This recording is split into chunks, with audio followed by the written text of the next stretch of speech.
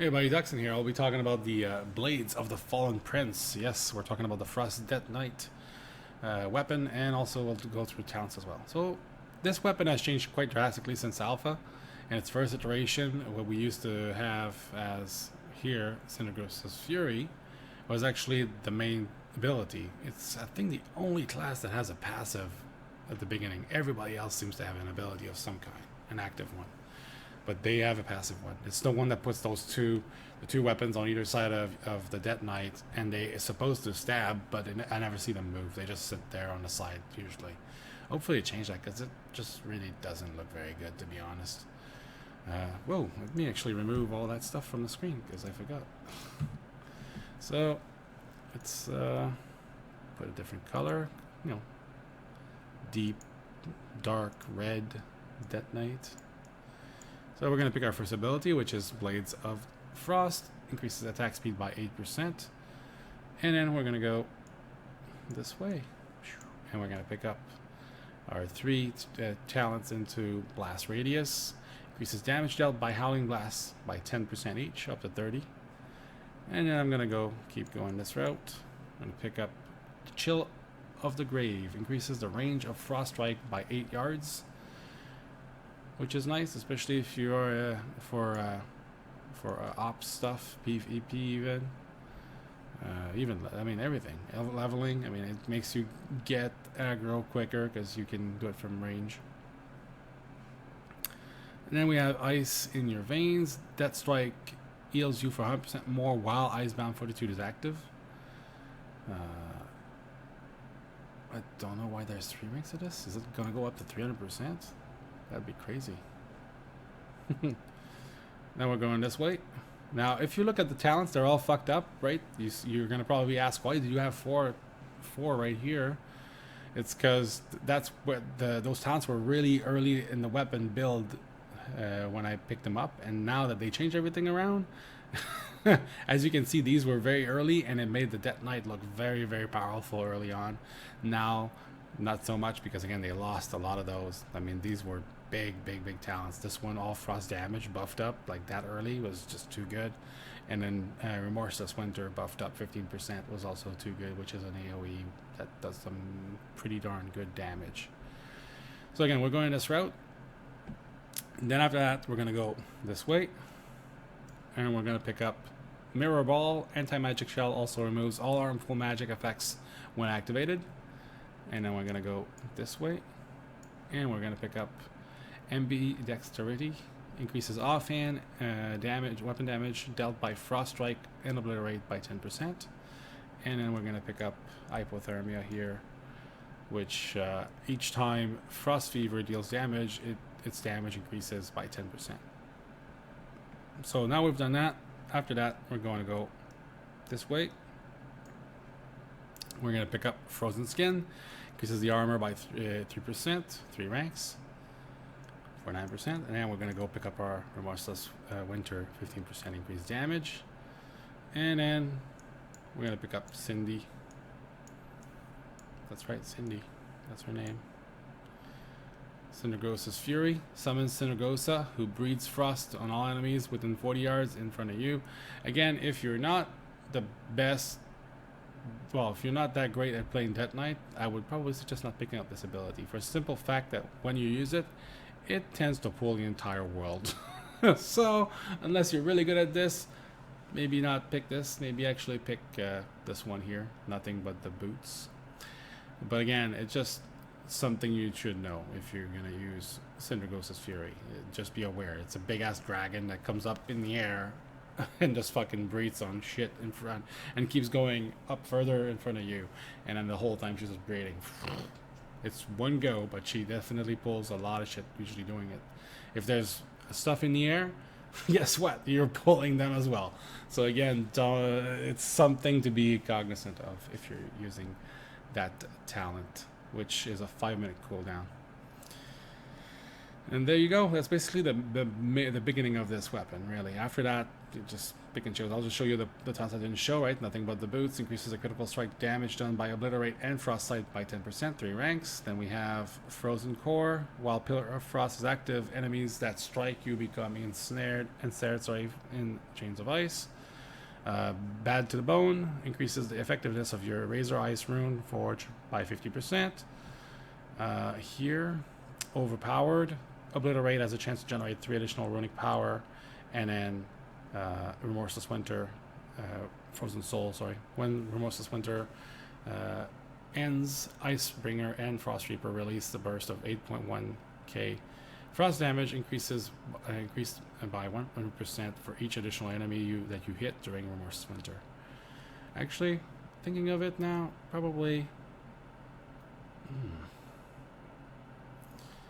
I wouldn't even pick Cinderghost's Fury. I would just go to Remorseless Winter, and then after that I would go this way. There you go.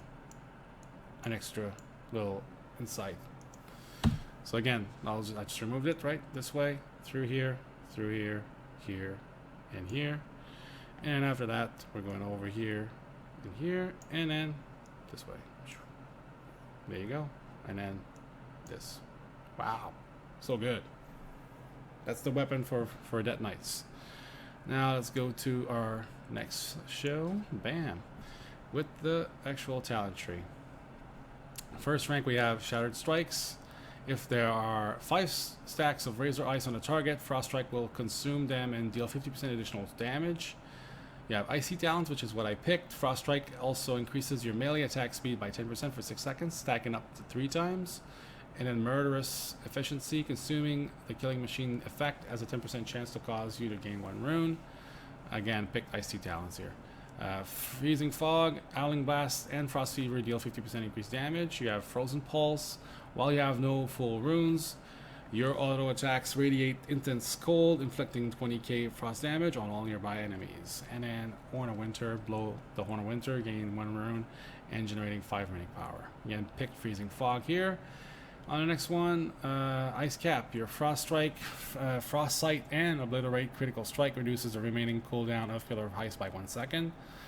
Hungering Rune Weapon empowers your Rune Weapon, gaining 1 rune and 5 runic power instantly, and every 1.5 second for 9 seconds. Again, this is not bad either, but I picked Avalanche. While Pillar of Frost is active, your melee critical strike causes jagged icicles to fall on your nearby enemies, dealing 29k frost damage. Again, this is for level 110, because yes, I leveled this guy all the way up to 110. The next one, you have Abomination's Might. Obliterate critical strikes. Have a chance to drive lesser enemies to the ground, stunning them for 2 seconds. Players are dazed for 5 seconds instead. Could be pretty decent for a PvP. Blinding Sleet. Targets in a cone in front of you are blinded, causing them to wander disoriented for 4 seconds. Damage may cancel the effect. That's also pretty good for that as well. But what I picked is Winter's Coming, which is also can be done, but it's harder because they would have to be really dumb to not realize that they're in Remorseless Winter. And if they stay there, then I guess that's their problem, because they're going to be stunned after that. Enemies struck 5 times by Remorseless Winter while your Pillar of Frost is active are stunned for 4 seconds. And it does that nice little, like, winter storm effect around you. And if you stay in there for the whole time, you're going to get stunned. So, next one. Volatile Shielding. Anti-magic shell turns your enemy's pathetic magic against them, absorbing 35% more damage by generating no runic power. When it expires, 25% of all the damage absorbed is dealt as arcane damage divided among nearby enemies. So they have to be close. Again, not really good for PvP. Not that bad for PvE. But you need to use anti-magic shell and have magic against you. Might not be too bad if we look at certain areas of the map. That might be a situational one here. There are some elves that like to use a lot of magic, and so something to look for. Permafrost. When you deal damage with auto attacks, gain an absorb shield equal to 30% of your damage dealt. So I like this because it basically makes it so you don't have to use Death Strike or whatever it's called. I always forget the name of it. Yeah, Death Strike. Yeah, so much to heal yourself. it basically gives you that nice little absorb shield that basically can deal with most of it. Especially when you have just one to three mobs or so. When you go with more mobs, then obviously you're going to use that strike. White Walker, you take 20% reduced damage while White Walk is active. When you enter or leave White Walk, all nearby enemies are slowed by 50% for 3 seconds. Another kind of gimmicky thing here, but again, Permafrost for me was the best one for leveling, especially for leveling. Frost Sight, a sweeping attack that strikes all enemies in front of you for 28k frost damage. This attack benefits from Killing Machine. Critical strikes from with Frost Strike deal 4 times normal damage. It hits like a fucking truck when it crits. Let's put it this way. And it's an AOE. And the noise it makes, just for the noise, like Frost Strike is worth it. Let's put it this way. Runic Attenuation. Although attacks generate 1 runic power, and then Gathering Storm. Each rune spent during Remorseless Winter increases the damage by 10% and extends it by 0.5%. This is actually pretty good as well. So one of those two, if you really want to buff your Remorseless Winter, that's one way to do it. The other thing is you don't get that big buff on Remorseless Winter now until the very end, so this might be a bit better than it was for me. Again, when you remember seeing the weapon, I was already buff Remorseless Winter because that was the first talent on the left or the right. I can't remember which one it was back then, but again, as soon as you got the weapon, you could actually pick that up. Not anymore. Now it's near the end, so, and by the end, it's going to require so much to get there that, yeah, this might be decent. But again, I still think Frostlight's probably better anyway. Now, in the last rank, Breath of Sindragosa, which is 2-minute cooldown, continuously deals 29k Shadow Frost damage every 1 second to each enemy in a cone in front of you. Deals reduced damage to secondary targets. You will continue breathing until your runic power is exhausted, or you cancel the effect. So you basically want to use this when you're capped out on runic power. For your next 8 seconds, every Frost Strike hit triggers Killing Machine, and Obliterate costs 1 less rune. That's for Obliteration. And then you have Glacial Advance. I really like Glacial Advance in this case. The breath here is 2-minute cooldown, so it's fairly long to get it, and then it just basically ruins. Unless you stop it, you basically gonna run out of runic power. So I prefer Glacial Advance.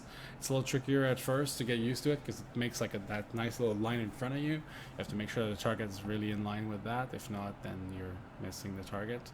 But it has a 14-second cooldown, and it's pretty easy to use.